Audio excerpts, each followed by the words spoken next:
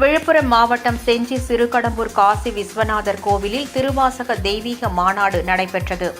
இதில் தில்லை கூத்தபிரானுடன் ஜோதியாக கலக்கும் திருவூடல் நிகழ்ச்சி நடைபெற்றது.